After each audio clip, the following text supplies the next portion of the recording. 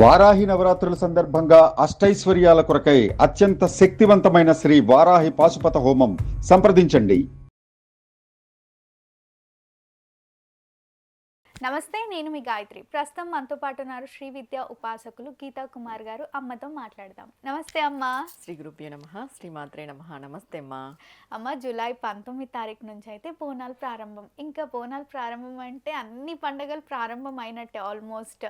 మళ్ళీ బోనాల యొక్క ప్రత్యేకత ఏంటి, అసలు మనం బోనం ఎందుకు ఎత్తుతాము, దానికి ఉన్న బ్యాక్గ్రౌండ్ విశిష్టత ఏంటి అంటారో ఒకసారి తెలియజేయండి.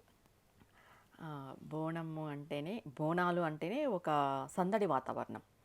అంటే ఇంట్లో అక్క చెల్లెళ్ళు, అన్నదమ్ముళ్ళు అందరూ, కుటుంబీకులు అందరూ కూడా కలుస్తారు బోనాలు అన్నప్పుడు. దేనికి ఇది చేసుకోవడము అని అంటే, దీంట్లో 2 పాయింట్స్ ఉన్నాయి. ఫస్ట్గా ఒకటి, మనం అందరూ అక్క చెల్లెళ్ళని, అన్నదమ్ములని అందరినీ పిలుచుకొని కలుపుకొని మనం అమ్మవారికి సమర్పిస్తాము. అంటే ఆనందంగా మనం అమ్మవారికి సమర్పించాలి, అమ్మవారి యొక్క బోనం చేయాలి అనేది ఒకటి. ఇప్పుడు చాలా వరకు బోనం అంటే ఎవరేమి ఇద్దరు భార్య భర్త పిల్లలు మాత్రమే చేయరు, ఎక్కడా చేయరు. ఆల్మోస్ట్ వాళ్ళ బంధువులు రావడము ఇలాంటివన్నీ జరుగుతుంటాయి. ప్రతి ఒక్కరు వాళ్ళ బంధువుల్ని పిలుచుకుంటారు, అక్కచెల్లెల్ని అన్నదమ్ముల్ని పిలుచుకొనే చేస్తారు.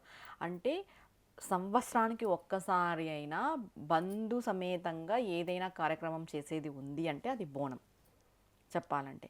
తర్వాత ఇంటికి అక్క చెల్లెల్ని కూడా పిలిచి చీర సార సమర్పించేది కూడా ఈ టైంలో చేస్తారు. ఎందుకంటే అక్క చెల్లెళ్ళు ఉన్న వాళ్ళు ఖచ్చితంగా అక్క చెల్లెలతోనే బోనం అనేది చేసుకుంటారు, ఈ పండుగ అనేది.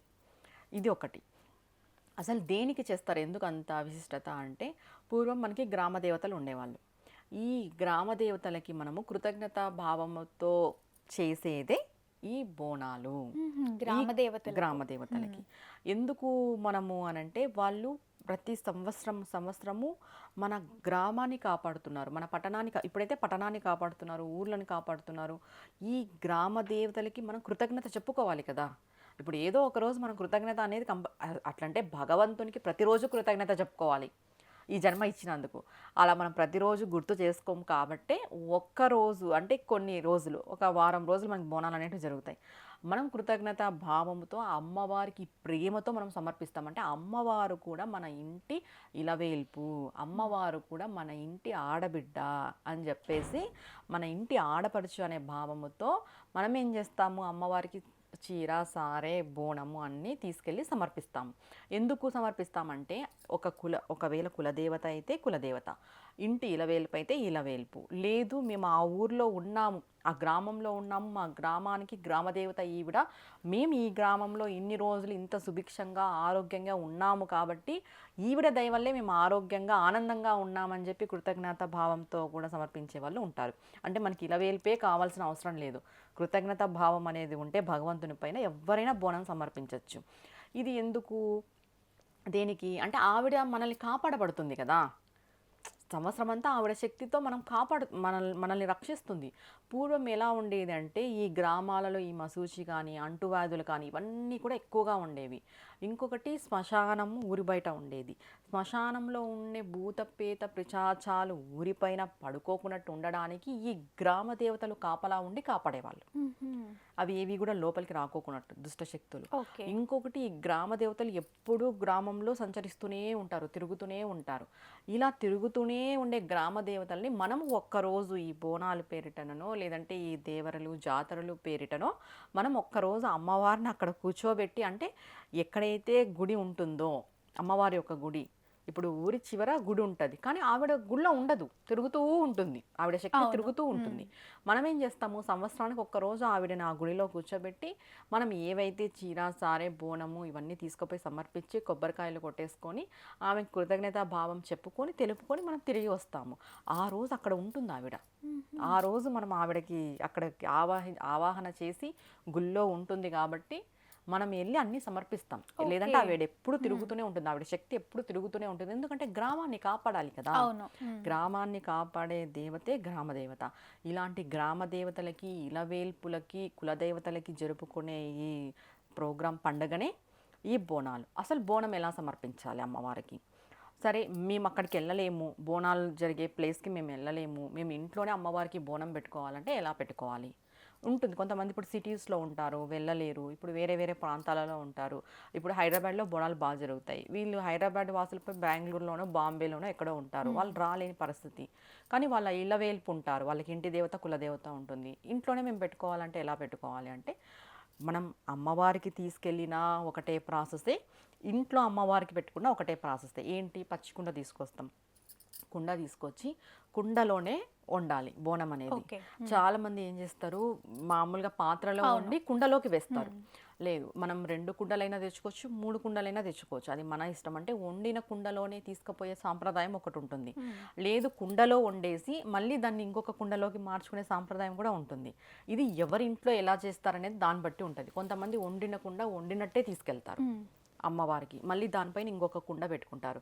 ఇప్పుడు వండిన కుండ వండినట్టే తీసుకెళ్దాం అసలు అనుకుందాం. ఇప్పటి కాలంలో కుండలు ఎవరు యూజ్ చేయట్లేదు. వెండి పాత్ర, వెండివి లేదా కానీ కుండనే శ్రేష్టం, సిల్వర్వి. మట్టి కుండనే శ్రేష్టం. ఎందుకంటే ప్రకృతికి సంకేతము, ప్రకృతికి చిహ్నము ఈ మట్టి కుండలు. ఇంకోటి, ఈ బోనాలు ఇవన్నీ కూడా ఎందుకు చేస్తాం మనము, అది కూడా ఈ సాంప్రదాయబద్ధంగా మట్టి కుండలోనే బోనం వండుకొని, అంటే బెల్లం అన్నం కానీ వండుతాము, లేదంటే చక్కెర పొంగలి, లేదంటే పెరుగన్నం కూడా కొంతమంది పెట్టుకుంటారు. ఆల్మోస్ట్గా బెల్లం అన్నమే, గుడాన్నమే సమర్పిస్తారు ఓకే, బోనం అంటే.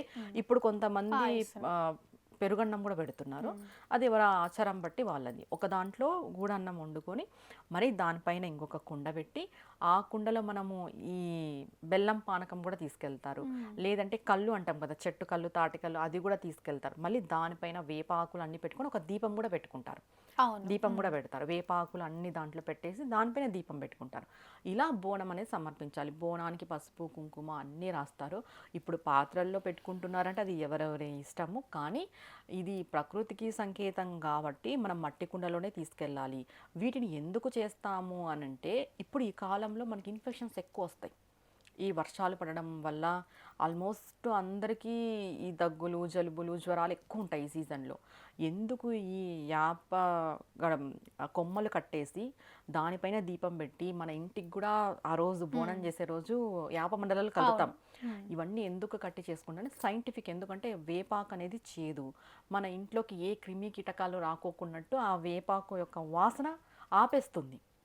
మనకి ఏ జబ్బులు రాకోకున్నట్టు కూడా వేపాకు ఆ వేపాకు ద్వారా మనకి ఆ దాంట్లో వచ్చే స్మెల్ అనేది ఒక సుగంధ ద్రవ్యం వస్తుంది కదా వేపాకు నుండి, చేదు. అది ఏం చేస్తుందంటే మనకి జబ్బులు రాకోకున్నట్టు ఆపేస్తుంది అనమాట. అందుకు ఈ వేప మండలాలు కట్టడము, ఈ బోనం అనేది మట్టిలోనే, ఇప్పుడు కుండలో చేసింది నువ్వు తిన్నావు అంటే నీ బాడీకి శక్తినిస్తుంది. నీకు ఏదైనా డిసీజెస్ వచ్చినా కూడా పోరాడేంత శక్తి నీకు వస్తుంది. ఎందుకంటే నువ్వు అమ్మవారికి సమర్పించి నువ్వు తింటావు. అమ్మవారి యొక్క శక్తి ఆ నైవేద్యంలో ఉంటుంది. ఆ నైవేద్యానికి అమ్మవారి శక్తి ప్రసాదించడం వల్ల, అది మనం తీసుకోవడం ద్వారా, అమ్మవారి యొక్క ప్రసాదం మనం స్వీకరించడం ద్వారా మనకు ఒక ఇమ్యూనిటీ పవర్, మనకు ఒక శక్తి వస్తుంది. ఇంకోటి, మనం ఎప్పుడు గూడాన్నం చేసుకొని తినం, ఆల్మోస్ట్ తక్కువ. కానీ గూడాన్నం ఎందుకు తినాలి, అమ్మవారికి ఎందుకు గూడాన్నమే పెడతారు, అది బలమైన పదార్థం. మామూలుగా దేవీ నవరాత్రుల్లో కూడా ప్రతిరోజు గుడాన్నం పెడతారు అమ్మవారికి. ఎందుకంటే మహిషాసురుడితో యుద్ధం చేసి అమ్మవారు అలసిపోయి ఉంటుందని చెప్పేసి అమ్మవారికి బలమైన పదార్థం పెట్టాలి అని చెప్పి గూడాన్నం పెడతారు. గూడాన్నం తినడం అంటే చాలా చాలా మంచిది. అది చాలా చాలా బలమైనది. మన శరీరానికి పుష్టిని, తర్వాత తేజాన్ని రెండు ఇస్తుంది. తేజస్సు అంటాం కదా, రెండింటిని ప్రసాదిస్తుంది ఆ గూడాన్నం. ఆ గూడాన్నం ఈ బోనాలలో మనం చేసి దాన్ని తింటాం. దానివల్ల మనకి ఆరోగ్యము లభిస్తుంది. ఏ పండుగ చేసినా, ఏ వ్రతం చేసినా మనకి సంపద ఉంటుంది, ఆరోగ్యం ఉంటుంది. అదే మన శాస్త్రం, అదే మన సాంప్రదాయం. ఇప్పుడు బోనాలు చేయడం ద్వారా కూడా మనకి పంటలు బాగా పండాలి, వర్షాలు బాగా రావాలని చెప్పేసి అమ్మవారికి మొక్కొని బోనం చేస్తాం. తర్వాత ఆరోగ్యంగా ఉండాలని కూడా మనం బోనం చేస్తాం. ఎప్పుడైతే దేశము సుభిక్షంగా పాడి పంటలతో ఉంటుందో ఆటోమేటిక్గా ఈ ఇన్కమ్ అనేది కూడా జనరేట్ అవుతుంది. కరువు కాటకాలు అనేవి ఉండవు. ఎప్పుడైతే ప్రాంతంలో కరువు కాటకాలు ఉంటేనే మనకి ఈ ఫైనాన్షియల్గా కూడా ఇబ్బందులు అనేటివి వస్తాయి. రైతులు బాగుంటే ఆటోమేటిక్గా ప్రజలు బాగుంటారు, అంతే కదా. మనకి ఏ పండుగ వచ్చినా, ఏ వ్రతం వచ్చినా, ఏ నోము వచ్చినా బాగా అర్థం చేసుకుంటే మనకి సంపదను ఇస్తాయి, తర్వాత ఆరోగ్యాన్ని ఇస్తాయి, మనం సుభిక్షంగా, ఆనందంగా, ఐశ్వర్యంగా ఉండేలాగా కూడా చేస్తాయి పండుగలు. తర్వాత మన యొక్క రిలేషన్స్ కూడా బాగుండేలాగా చూస్తాయి.